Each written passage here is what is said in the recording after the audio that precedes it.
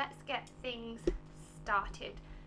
Welcome back, everyone. This is our first Women's Super League presser ahead of the new season. We have Emma Hayes with us, previewing Arsenal v Chelsea this Sunday afternoon at 12:30. The usual etiquette before we kick off, please raise your hand if you have a question and we'll get to as many of you as we possibly can. And when you're not speaking, please can you mute yourself. We're going to kick things off with the broadcasters, then we'll have the written dailies, and then finally we'll have the Sunday section.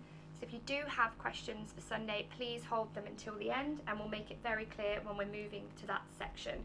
In terms of embargo, nice and quick one today, so 5:30 this afternoon is the embargo, and for the Sundays, as always, it will be 10 p.m. tomorrow. So let's get things kicked off. We've got James ready to go for TalkSport. Perfect, thank you. Hi Emma, how are you? Hey, how are you? Yeah, good, thank you. Emma, how much of a challenge is it going to be for your side to match or even surpass what you were able to do last season? I'm just looking forward to the season, to be honest. It's been a really lovely pre-season. Really proud of the achievements of the players going away at the Olympics. Got a gold medalist in our camp. Just excited to kick off my 10th season here at Chelsea. And when you look at the business you've done this summer, you just brought 2 players in. Are you happy with what you've done and the squad you have this season? Well, we had 2 out in Hannah Blundell and Jamie Lee Napier, and 2 in with Anique Norvan. I've forgotten Lauren James. How can I forget Lauren James? I'm just chatting with her. Yeah, 2 in, 2 out. It's perfectly, we've got a fantastic squad. It's set to be a huge season. What are you hoping that the broadcast deal and the increased coverage is going to bring to this league? Everything. This is what a lot of us have worked hard for in the women's game, is to create situations like this. So I'm so happy for everybody in the women's game that we're able to build on, I think, the last couple of seasons and really showcase our talent across even more platforms this year. And looking ahead to the game this weekend, do you feel like Arsenal have maybe closed the gap slightly with some of the transfers they've made this summer, the progress they've made in the Champions League already? You'd have to ask Arsenal that question. They've been playing in Champions League competitions the last 2-3 weeks. They're already quite played in as a team. I'm sure they will relish the opportunity in front of their home fans. All I know is I'm focusing on my own team and our efforts. And what sort of condition do you feel like your team is in compared to Arsenal, considering they've had those competitive matches already? I don't make excuses. My team will be ready. When you look at what Sam Kerr did in the summer at the Olympics and last season being the Golden Boot winner, are you expecting even more from her in this campaign? I expect everything from all of our players. Sam's one of a fantastic group of players that will all expected to raise the bar if Chelsea are to achieve the same level of success. Sam's no different. And just finally from me, Emma, earlier this week you spoke about your admiration for Thomas Tuchel.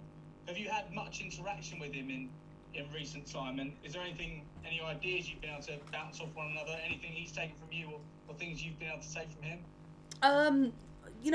Whenever we get the chance to bump into each other on site, we do take that time, but our training sessions are more often not the same time. Brilliant. Thanks for your time, Emma. Great, thanks James. Shall we go over to Paul at Sky Sports? Hi Emma, hope you're well. Hey, how are you? I'm good, thanks. Emma, Arsenal-Chelsea is always a tasty fixture, and here it is, opening weekend of the season. How important is it to set the tone early in a big derby on the big occasion? Just to start the season. I just want to start the season. It's regardless of who the opponent is or what type of game it is. I hope there's a good crowd. I'm sure there'll be a great product. 2 teams at very much the same level, so it's all you can ask for on a Sunday afternoon game. And you're going for your 5th league title at Chelsea, and do you expect, as you probably get asked this every season before, but do you expect all of your rivals to be coming for you more than ever before? Yeah, of course they are, but it's no different from any other season. I think, there's no difference in terms of what we do this year than we did last year. We just try and find our edge, and I know that teams have improved off the pitch as they do every year. I'm just looking forward to it. I think back in May, you talked about showing the players videos of geese to highlight how they work together, and I just wondered if you painted any visuals in pre-season, anything new, any motivational techniques ahead of this season. I've got a really lovely smart board upstairs, so I can do even more tactical work. Lucky me. Nothing out of the ordinary. What's the message to them on the eve of the new season? I think it's just we just had to integrate two groups, those that have been away at the Olympics and those that have been here, and I think that transition has been really nice. I've really enjoyed pre-season. I think COVID was tough last year, so I just want to enjoy what I'm doing, enjoy the players, enjoy the privileged position that I'm in, and as I said, I'm raring to go, and I know that the players are.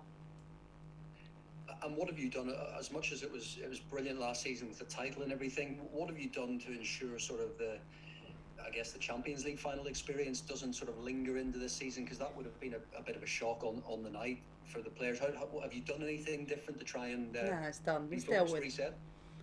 That's last May. It's done. New season, new opportunities, and just look forward to taking them. And on Arsenal, what have you made of the signing of Tobin Heath coming in there? I didn't know that Tobin Heath has come there. Has that been announced today? Yeah, just now. Great player. I guess this feeds into what we were what I asked about before about the rivals coming for you again. Is that just a sign that, again, they're adding real quality into their squad in a bid to sort of come after Chelsea? Don't know. Ask them. And just a final one away from this. I know you're obviously covering Hungary, England last night. I just wanted to ask you about everything that went on in the stands, and what do you have an opinion on what FIFA and UEFA needs to do to rid the game of this? I don't think we have enough airtime for that. What I know is we're all responsible for making sure that football is a safe and diverse place for everybody to be involved with, and UEFA need to consider strong action, as Harry Kane said last night, and perhaps consider making that stronger than it's ever been before. Thanks, Emma. Good luck at the weekend. Thanks, Paul. And now we've got Emma Sanders at BBC. Hey Emma, Hey, nice Em. to see you. Hope you're well. Hey. Yeah, I just want to ask about the team news. How's the squad looking? Have you got anyone missing out through injury? Just Lauren and Marin are unavailable for the squad this weekend. Everybody else is fit. Cool, good stuff. And yeah, obviously you've announced today that Tanya's come in as part of your staff. What can she bring to Chelsea? Yeah, really excited. Tanya's got great experience already with Paul, Stuart, Denise. Got great assistants. Tanya, in her time, across many different clubs, I think has built upon a good playing career, and I think she will really help to support me with the players, both on and off the pitch, and I'm really, really excited to work with her. Nice one. Thanks, Emma. Good luck for the weekend. Thanks. Thanks, Emma. So I think that's the end of the broadcast section. So we will move to written dailies.